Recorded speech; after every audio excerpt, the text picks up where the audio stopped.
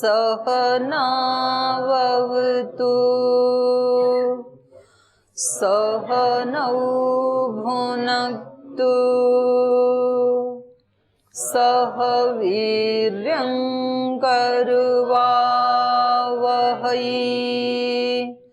तेजस्विनावधीतमस्तु मा विद्विषावहै।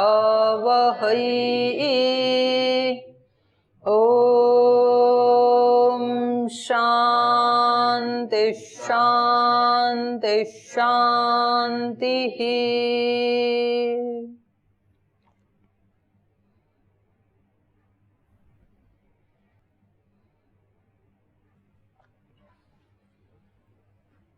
तो हम भक्ति योग के बारे में पढ़ रहे थे 12वें अध्याय में, जो कि भक्ति योग का चरम उत्कर्ष वाला अध्याय माना जाता है। और अध्याय के प्रारंभ में ही पूछा था अर्जुन ने कि दो प्रकार के जो भक्त हैं, सगुण साकार की उपासना करने वाले और निर्गुण निराकार की उपासना करने वाले, तो उनमें से कौन से तेषां के योग वित्तमाः, उनमें से ज्यादा श्रेष्ठ योगी कौन है। योग वित्तमा माने जानने वालों में श्रेष्ठ। तो इन्होंने बताया था कि जो सगुण साकार की उपासना करने वाले हैं ना, वो मुझे ज्यादा, मेरी दृष्टि में वो ज्यादा श्रेष्ठ हैं।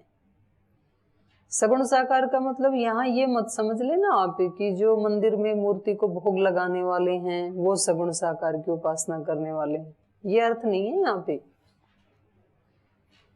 ऐसा अर्थ समझा आपने? तो आपने क्या अर्थ समझा सगुण साकार की उपासना का? ओम ईश्वर तो सर्वत्र है, मतलब जड़ चेतन जो कुछ भी दिखे हम और हमारा दृष्टि में जो कुछ ना आए सब में ईश्वर है। मतलब सगुण का मतलब जो दिखाई दे रहा है उसी को ही लेना है, सब में ईश्वर का रूप देखना है जी। विश्व रूप, विश्व में जैसे वृक्ष हैं, नदियां हैं, झरने हैं, पर्वत पहाड़ हैं और मनुष्य हैं, जितने भी प्राणी हैं उन सभी में उस परमात्मा को देखना। कैसे पूजा कैसे करें? इन्होंने दो तरह के उपासक बताई। तो सगुण साकार की उपासना करने वाले ज्यादा इन्होंने वो बताई, ठीक बताई। तो इन सभी में एकत्वम पश्यतो, उस परमात्मा को देखना। नहीं, उनकी पूजा कैसे होगी? देखना है तो देख लिया, मैंने देख लिया भाई सब जगह वही है, तो हो गई पूजा। देख करके फिर उनका स्मरण करके उनका किसी का अनादर न करना, सभी से प्रेम। कैसे आप आदर और अनादर को नापोगे? मतलब किसको अनादर कहते हो और किसको आदर कहते हो? ये भी कोई गीता सुनने वाली आत्मा आ गई। हम किसी के प्रति द्वेष भाव न रखें। और मतलब आप मेरे को ये समझाओ कि सगुण साकार की उपासना आप कैसे करेंगे, ये कह रहे हैं, और जो उपासना नहीं करते वो कैसे उपासना नहीं करते हैं? जो उपासना नहीं करते हैं वो एक दूसरे में परमात्मा को नहीं देखते हैं। फिर क्या करते हैं? नहीं समझते हैं, वो एक दूसरे का उपकार नहीं करते हैं, परोपकार नहीं करते हैं, एक दूसरे का अपमान करते हैं और घृणा की दृष्टि से देखते हैं और अपने को स्वार्थ के लिए जीते हैं, ऐसे कह सकते हैं। और जो सगुण उपासक हैं वो परमात्मा में अंदर भी परमात्मा को देखते हैं मंदिर में, और बाहर भी सभी में परमात्मा को देखते हैं, किसी के साथ छल कपट नहीं करते हैं। परमात्मा के अंदर भी परमात्मा को देखते हैं, अर्थात मंदिर में। मंदिर में मतलब परमात्मा मंदिर में ही रहते हैं, मंदिर में भी देखते हैं, और बाहर जब आते हैं आपने तो मतलब अपने सिद्धांत में ये प्रतिष्ठापित ही कर दिया कि परमात्मा मंदिर में रहते हैं, तो परमात्मा जहाँ रहते हैं वहाँ भी देखते हैं और बाहर भी देखते हैं। यानी मेरा ये मतलब था, वहाँ पर भी अनुभव करते हैं और उसी परमात्मा को बाहर भी अनुभव करते हैं। और कोई बताएं सगुण साकार को क्या समझे? अरे समझेंगे नहीं तो उपासना कैसे करोगे फिर? अच्छा कोई नहीं, आप ये बताओ, आप में से सगुण साकार के उपासक कितने हैं और निर्गुण निराकार के कितने हैं? पहले सगुण वाले उठा लो, सगुण साकार वाले। चलो सगुण वाले नीचे कर, निर्गुण वाले उठाइए, निर्गुण निराकार वाले। चलो नीचे करो। और वे कौन से हैं कि जो दोनों के उपासक नहीं है, किसी के भी उपासक नहीं, वो उठाइयो एक बार। तो अभी तो ये आपको ही क्लियर नहीं हुआ। जब मैंने पूछा कि सगुण साकार के उपासक कौन हैं, तो आप सबको हाथ उठाना चाहिए था। जब मैंने पूछा कि निर्गुण निराकार के उपासक कौन हैं, तो आप सबको हाथ उठाना चाहिए था। सगुण साकार की उपासना नहीं करेंगे तो हम शरीर और संसार में यथा योग्य व्यवहार नहीं कर पाएंगे। शरीर और इंद्रियों के बीच रहते हुए, शरीर के मध्य रहते हुए, और फिर दूसरे शरीरों के साथ जो हमारे संबंध हैं, उसमें हम यथा योग्य व्यवहार नहीं कर पाएंगे। तो ये सारे शरीर ही हैं। पृथ्वी एक शरीर है, सूर्य एक शरीर है, चंद्रमा एक शरीर है, समुद्र नदियां पर्वत एक शरीर हैं, सभी मनुष्य शरीर हैं, सभी पशु हमारे जो गाय भैंस, घर में कुत्ता बिल्ली कबूतर आदि जो पक्षी हम पालते हैं, और जो जंगली भी प्राणी हैं, और जो पक्षी हैं, और फिर जो सरीसृप आदि हैं, जो अभी यहाँ घूम रहा था एक, ये सारे शरीर ही हैं। वृक्षों के शरीर हैं, पुष्पों के भी शरीर हैं, पौधों के भी शरीर हैं। अगर हम सगुण साकार के उपासक नहीं होंगे तो हम अपने शरीर अपनी इंद्रियों के साथ और दूसरे शरीर दूसरी इंद्रियों के साथ, दूसरों के मन के साथ यथा योग्य व्यवहार नहीं कर पाएंगे। उनके साथ यथा योग्य व्यवहार करना, ये ही सगुण साकार की उपासना है। और यदि हम केवल सगुण साकार के ही उपासक रहे तो इन शरीरों के पार जो है, जो इन शरीरों का भी कारण है, जो इनको भी चला रहा है, वो वहां तक यदि हम नहीं पहुंचे तो फिर हमारी उपासना अधूरी रहेगी। क्योंकि शरीर आदि जो हमारे चल रहे हैं, इसके अंदर ये दिखने वाला जो शरीर है, इसके अंदर या इसके पीछे एक न दिखने वाला चेतन तत्व है। और यदि उस न दिखने वाले उस चेतन तत्व को यदि हमने नहीं जाना तो भी हमारा ज्ञान अधूरा रहेगा। क्योंकि सत्य तो चेतन ही है, शरीर तो बदलते रहते हैं। आज एक आत्मा इस शरीर में है, कल वो दूसरे शरीर में आ सकता है। आज इस योनि में है, कल किसी अन्य योनि में जा सकता है। तो शरीर तो बदलते रहते हैं, नित्य नहीं है शरीर, लेकिन चेतन नित्य है। तो उस नित्य को हम तब जान पाएंगे, तब महसूस कर पाएंगे जब हम निर्गुण निराकार में प्रवेश करेंगे। और निरंतर हम निर्गुण निराकार में रह नहीं सकते हैं। समाधि में निरंतर तो कोई योगी नहीं रह सकता है, तो उसको व्यवहार आदि तो करने पड़ेंगे संसार के। तो उस समय उसको सगुण साकार का उपासक होना पड़ेगा। तो यहाँ श्रेष्ठ क्यों कहा? फिर दोनों ही श्रेष्ठ हैं। फिर भी यहाँ भगवान ने कहा कि मेरे मत में ये मुझे ज्यादा श्रेष्ठ लगे। तो ऐसा क्यों कहा? ऐसा इसलिए कहा क्योंकि निर्गुण निराकार की उपासना में कोई व्यक्ति 24 घंटे नहीं रह सकता है। क्योंकि जब तक शरीर है तो उसको ज्यादा समय जो है वो शरीरों के कर्तव्य निभाने में लगता है, संसार चलाने में। संसार तो इन आत्माओं से ही तो चल रहा है, तो संसार के साथ संबंध हमारा ज्यादा घंटे रहता है। आप अपने जीवन में देखेंगे, एक एक व्यक्ति अपने जीवन में देखे तो पूजा उपासना ध्यान के लिए कितने घंटे रह सकते हैं? 1-2 घंटा। और बिजनेस व्यापार के लिए 8 घंटा। फिर अपने संबंधों के लिए, घर परिवार बाल बच्चों के लिए 1-2 घंटा। फिर सामाजिक जो दायित्व होते हैं या राष्ट्रीय दायित्व होते हैं उनके लिए 1-2 घंटा। तो ज्यादा टाइम हमारा बीतता है सगुण साकार के साथ। तो सगुण साकार का यदि हमने ठीक से उपासना के मर्म को जान लिया, रहस्य को यदि हमने समझ लिया, सगुण साकार वाली उपासना के रहस्य को, तो फिर निराकार में प्रवेश करना हमारे लिए सरल हो जाएगा। और फिर अन्योन्य एक दूसरे में सहयोगी बनेंगे। जो आप 1-2 घंटा शांत बैठ करके, क्योंकि आप जब दिन भर अपने कर्तव्य कर्मों का, दूसरों के साथ यथा योग्य व्यवहार का जब आप निर्वहन करेंगे, तो चित्त सहज रहेगा, स्वाभाविक रहेगा, प्रसन्न चित्त रहेगा। फिर वो उद्विग्न नहीं होगा, टेंशन में नहीं रहेगा। टेंशन में तभी आता है जब हम यथा योग्य व्यवहार नहीं करते हैं, तब असहज हो जाते हैं। तो फिर आसानी से हम ध्यान उपासना में हमारा मन लगेगा, रुचि होगी कि अब हमने अपने इन कर्तव्यों का पालन पूरा कर लिया, अब हम उसके साथ अपने आप को कनेक्ट कर रहे हैं। और जब आप उसके साथ शांत प्रशांत चित्त होकर के बैठेंगे, तो फिर ऐसा ही होगा जैसे कोई हाई पावर बैटरी का पावर बैंक है, तो उसमें जब मोबाइल को लगाते हैं तो वो 10-15 मिनट में ही उसको बैटरी फुल कर देता है।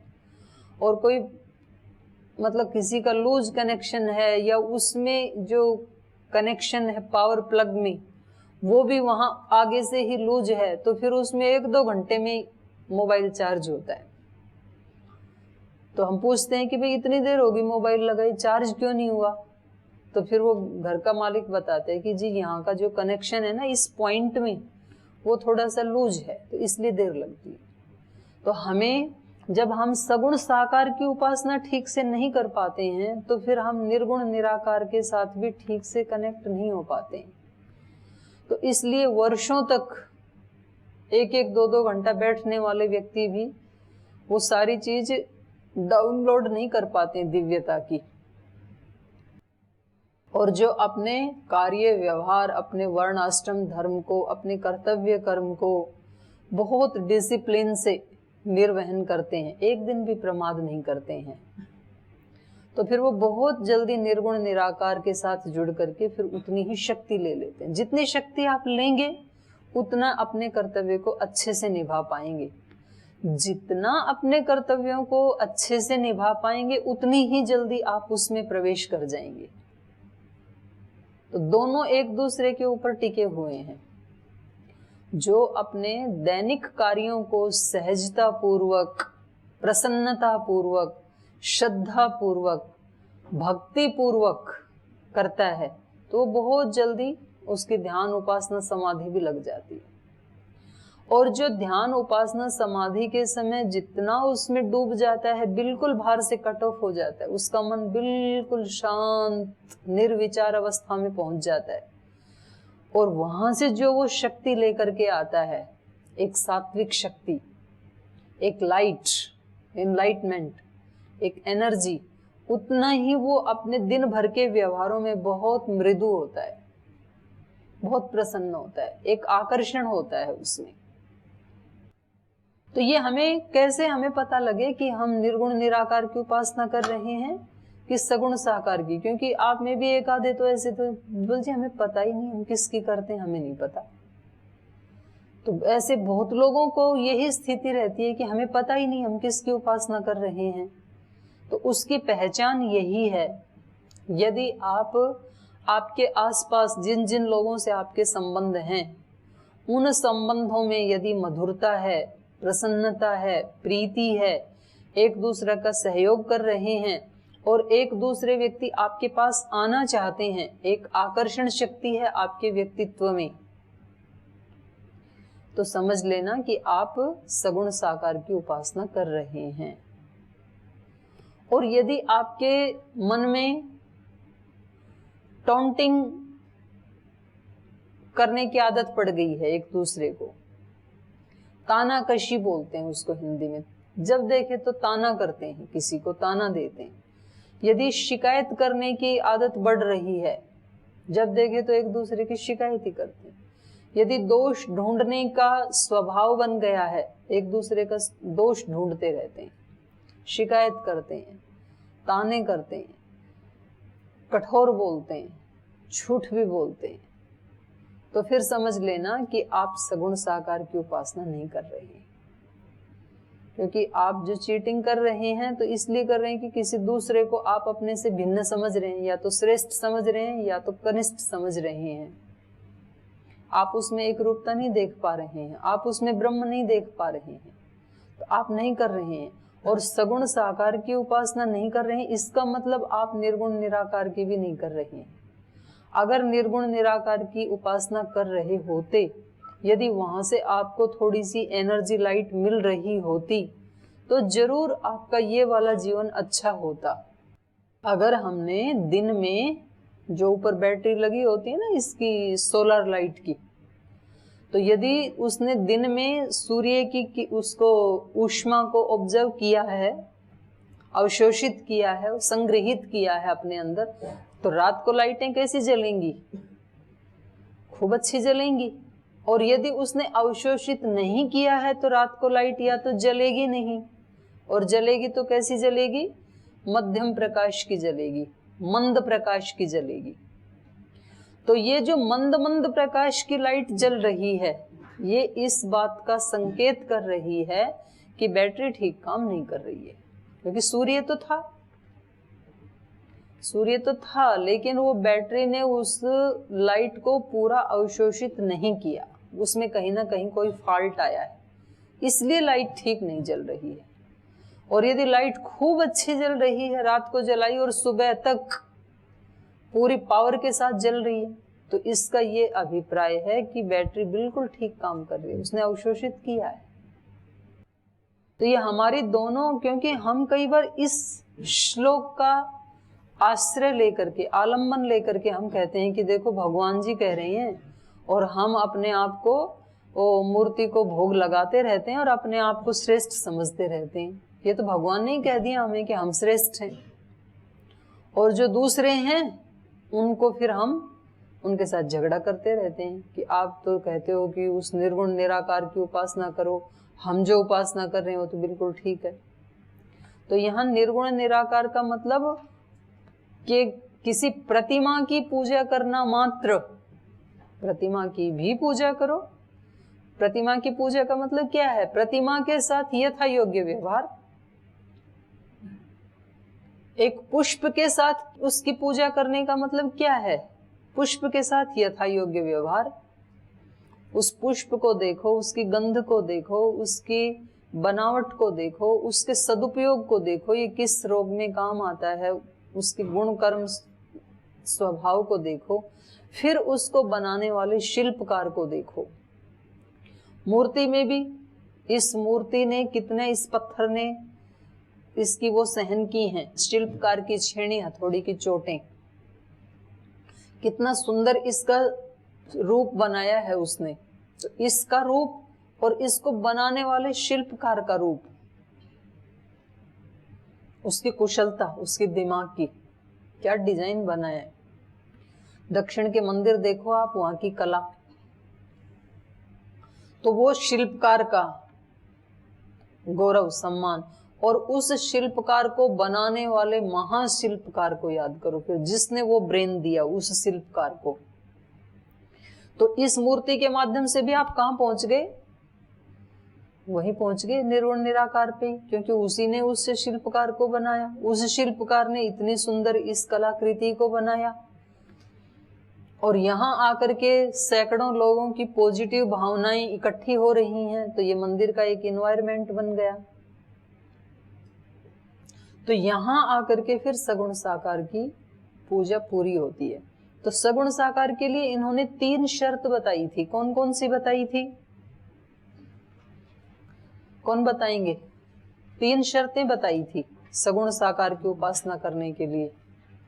एक तो बताई थी दीदी कि ईश्वर में निरंतर मन लगाना है। दूसरा है श्रद्धा पूर्वक मतलब और निरंतरता, नित्य युक्त। निरंतरीय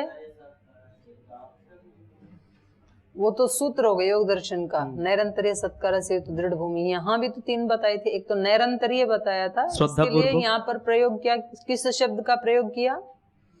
युक्तात्मा। युक्तात्मा का मतलब क्या है? श्लोक देखो ना आप, नित्य युक्तः, नैरंतर्य के लिए शब्द क्या किया यहाँ प्रयुक्त? नित्य युक्त। नित्य युक्ता, जो नित्य युक्त रहते हैं। सगुण साकार की उपासना करने के लिए साधक में किस चीज की आवश्यकता है रोजाना? निरंतर नित्य युक्तता। नित्य युक्तता का मतलब है निरंतर भगवान की शरणागति में रहना, भगवान से दूर हुए और चकनाचूर हुए। अगर किसी को ये घमंड आ जाए ना कि देखो मैं कितना कुशल हूँ, सारे रिश्ते कैसे निभा रहा हूँ, सब मुझसे कितने प्रसन्न हैं, सबको मैं कितना हैंडल टैकल कर रहा हूँ, तो समझ लो जल्दी ही गिरने वाला है फिर। क्योंकि मैं नहीं कर रहा, किसी ने थाम रखा है मेरे को और वो मेरे माध्यम से करवा रहा है। ये है नित्य युक्ता। इसमें पल भर के लिए भी सावधानी हटी, दुर्घटना घटी। दुर्घटना उसी समय जीवन में घट जाती है। कहीं ना कहीं हम चूक कर देंगे, थोड़ा सा भी अहंकार आते ही, भूल आते ही काम बिगड़ जाएगा फिर हमारा, और वो फिर साधक के लिए बहुत कष्टदायी होता है।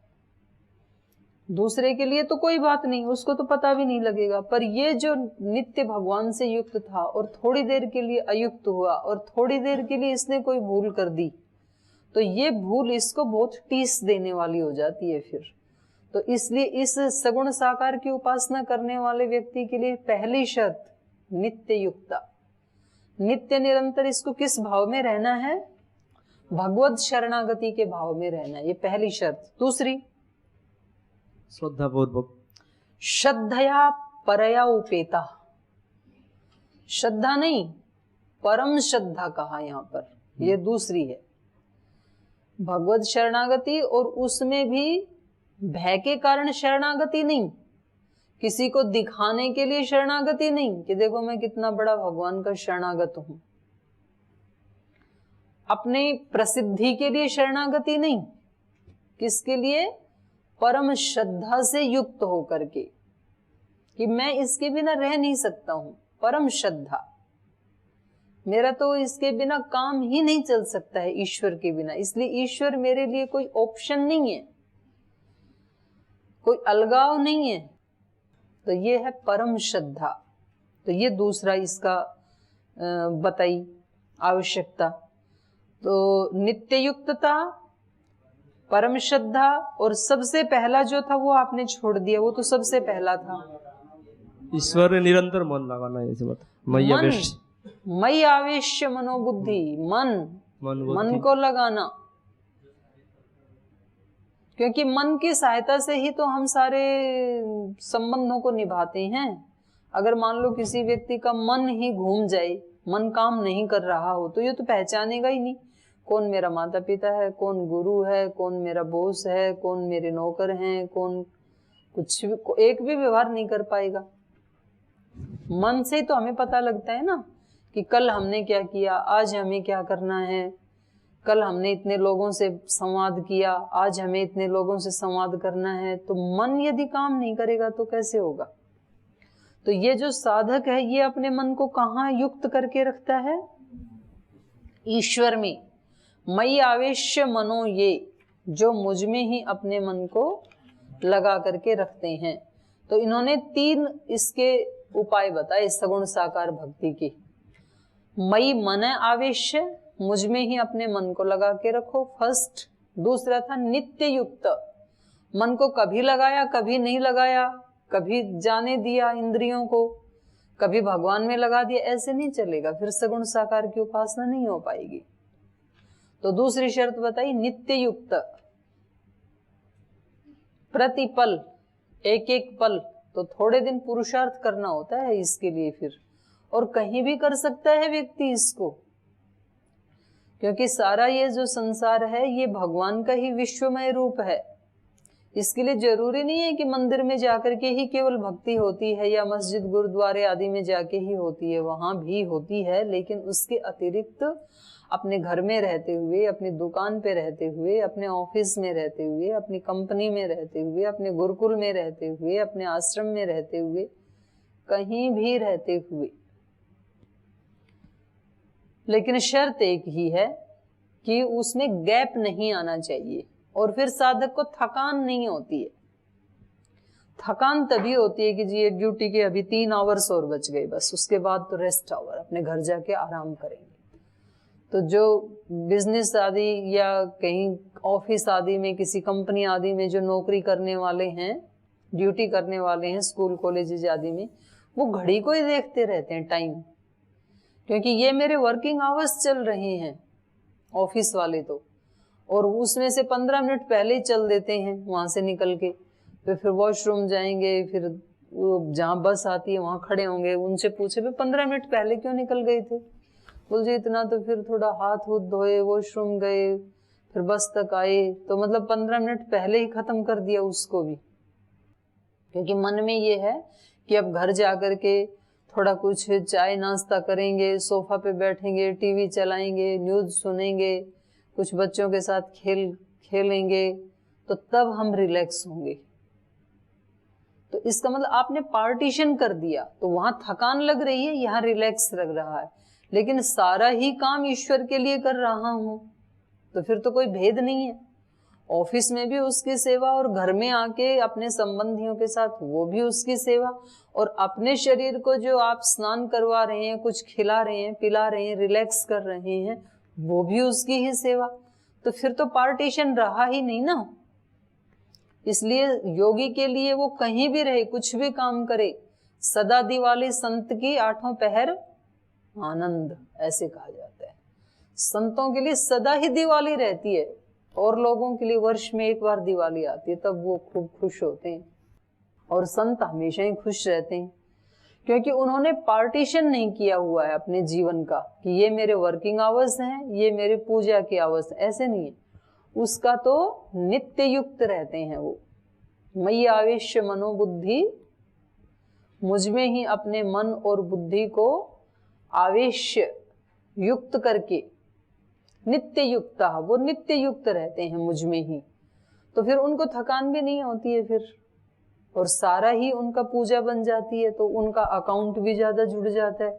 ये मुश्किल से 2 घंटे अपने मन को खींच खींच के लाएगा, और तब इसका इतना सा अकाउंट जुड़ेगा, और वो व्यक्ति 24 घंटे ही सहज रहता है, इसलिए उसका 24 घंटे का इतना जुड़ जाएगा एक ही दिन में। इसका मुश्किल से जुड़ेगा इतना सा, क्योंकि उसमें थोड़ी सी इसको टेंशन भी होगी। जब ये ध्यान में बैठता है तो ऑफिस की याद आती है, जब ऑफिस में बैठता है तो ध्यान की याद आती है, जब संध्या के लिए बैठता है तो इसको गीता के श्लोक याद आते हैं कि याद करना है, नहीं तो कल फिर क्लास में खड़ा किया जाएगा। जब क्लास में आता है तो बोले मेरे को तो ध्यान लगाना है, ये कहाँ याद करने के लिए, मेरे को अब 1 घंटा तो यहाँ बैठना ही पड़ेगा। तो मन जो अस्थिर है फिर, और जिसका मन स्थिर हो गया, यहाँ आकर के भी आनंद में है, उसको लगता है कि क्लास कभी खत्म ही ना हो, कितना अच्छा सत्संग चल रहा है। और उसको ध्यान के समय भी आनंद आता है, उसको लगता है कि कितने निर्विचार स्थिति को प्राप्त हो गई, बिल्कुल डायरेक्ट एनलाइटमेंट हो रहा है मेरा, जिसके लिए जन्मों से तलाश थी, आज उसके साथ बैठा हुआ हूं, साधना पूरी हुई। वो इस भाव में रहता है। तो ये बहुत ही सुंदर यहाँ पे वर्णन किया है इन्होंने। तो ये 3 शर्त बताई, मन को ईश्वर में आवेश, उसको भगवान के अंदर ही डाल के रखना। आवेश होता है प्रवेश करना, चारों तरफ से ईश्वर में ही डाल के रखना मन को। और नित्य युक्त, कभी डाला कभी नहीं डाला ऐसा नहीं, हमेशा ही उसी के अंदर ही नित्य युक्त रहना।